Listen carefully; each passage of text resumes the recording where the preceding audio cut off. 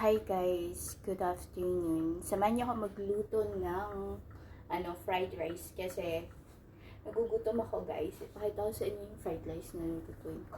So yung ingredients ko, pang salad. So I'm gonna show you. Ingredients ko guys, sibuyas, kamatis, lettuce, egg, and chili. Tapos rice, oil, yan.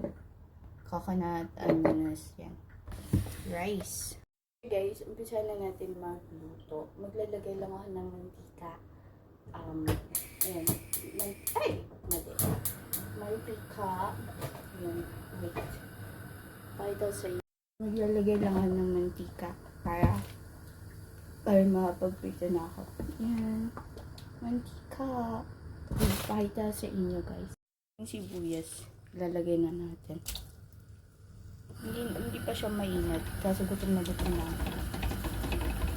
Ilagay ko na yung egg. Igaganyan ko lang yung egg.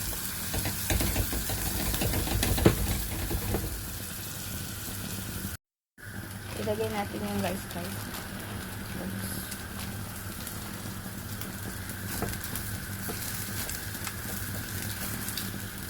Ilagay siya ng chili.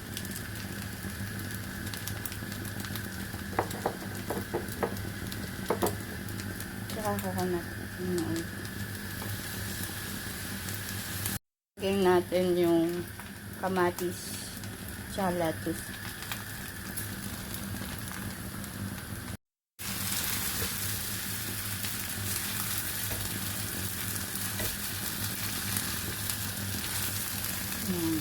Guys, meron na tayong fried rice. Ayan.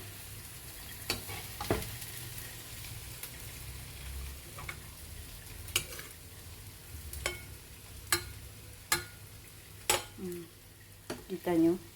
Ang bilis lang, diba? Ito na yung fried rice natin at titikman na natin siya kasi nagugutom na ako. Lord, marami pong salamat sa blessing na ibinibigay mo po sa akin.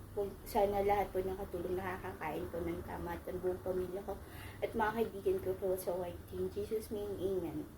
Kain tayo guys. Ayan. Thank God. Yum. Tingnan nyo naman kung gaano kasarap. Ang dali lang, no? 2 minutes and 41 seconds ata na naluto ko siya. Very easy. 2 minutes and 41 seconds.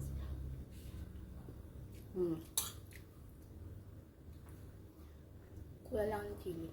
May kuha lang ako ng paminta. Harap. Ayan. Upo ako dito sa may sala. Dito ako kakain.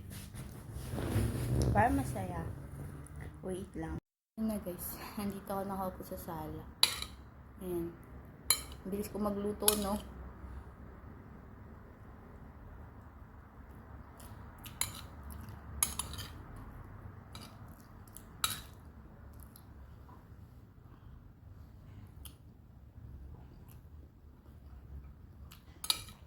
Harap.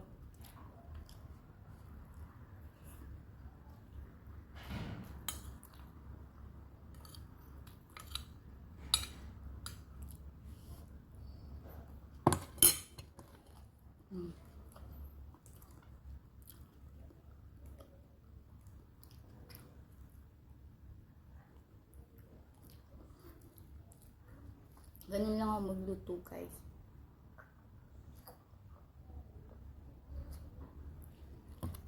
Hala na kapag nagugutom ako.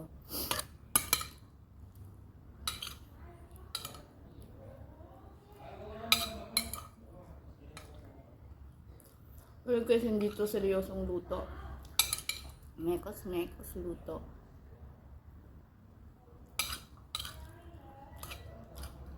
Mabilis lang.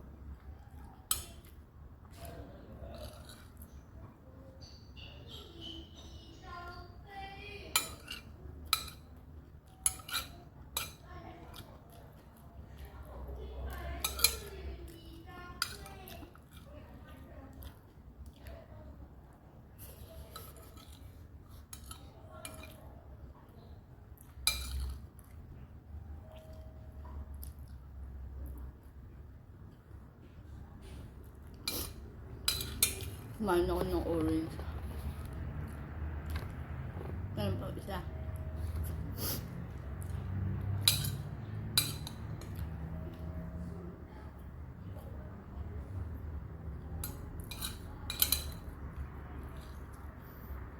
Tamlay ako guys.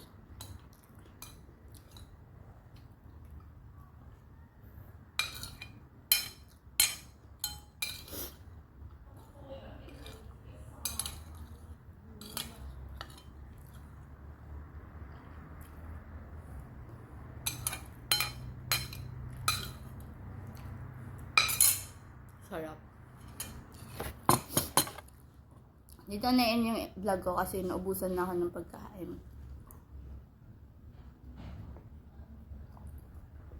Nanood pala ako ng yung sa Netflix na Laura.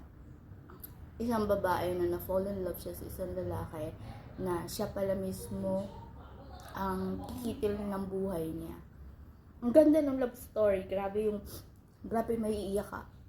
Kasi yung love story nun, Indonesian yun eh. May love, sobrang in love niya. Tapos, pera niya, pineperahan siya ng lalaki, ganun. Siya yung gumagastos. Kapag umigibing ka ang tropa, yung babae yung gumagastos. So, sobrang mahal nga niya, naging blind siya. Tapos, lagi silang nag-aaway. Tapos, etong babae, siya yung sinusuyo niya lagi yung lalaki. Yung lalaki, hindi siya gwapo ah. Hindi ko siya gwapo. Ewan ko lang kung ano itsura niya sa personal. Pero kasi sa photo, parang hindi naman siya gwapo. Kasi meron yung mga taong photogenic at hindi photogenic. Meron yung maganda sa picture, pero pangit sa personal. Diba? Gwapo sa video, pero pangit sa personal. May mga ganun tao. Excuse me. Pero sa akin na, hindi siya gwapo kasi pangit ang ugali niya. Yun. Ang gwapo para sa akin is yung maganda yung ugali, yung maganda yung loob, yung maganda ang puso. Kasi ako, hindi rin naman din ako tumitingin sa physical na anyo ng isang tao. Pero sa awa ng Diyos, wala naman ako naging jowang pangit. So, yun. Lahat naman gwapo. Pero ang pinaka-gwapo na naging ex ko is yung 10 taon. Ang gwapo ng brown eyes. Basta gwapo siya. Ang gwapo niya. Ini-invite nga nila ako na pumunta ng Malaysia. Para lakad-lakad nung ex ko. Kasi nga, kasama niya yung family niya. Kasi friend lang kami. Friend na kami. So, inimbitahan nila ako. Kasi inisip nila puro ako trabaho, ganun. Mag-relax naman ako. Kasi alam niyo, ang mura-mura mag-massage sa Malaysia. Sobrang mura. Sobrang mura ng pagkain. Then, alam nila na matakaw ako sa pagkain. And then, alam nila na gustong-gusto kong kumain. And then, sabi nila maraming murang pagkain sa Malaysia. So, hindi rin sinisipon ako. Hindi rin siya mahal, hindi siya expensive. Sobrang cheap lang. Pati yung massage, murang-mura lang. So sabi ko, hindi ko pa alam kasi siyempre bago pa lang ako sa amo ko. Magpapaalam muna ako na kung maaari. 1 year pa lang ako 1 year. In how many days? 1 year and 1 year. 1 year pa lang ako sa amo ko. So, hindi ko pa sila hindi ko pa masabi yung mga bagay na gusto ko.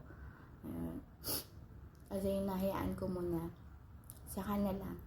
So, anyway, dito ka na end yung vlog ko kasi matutulog na naman ako. Kumain lang ako kasi kailangan kong uminom ng gamot.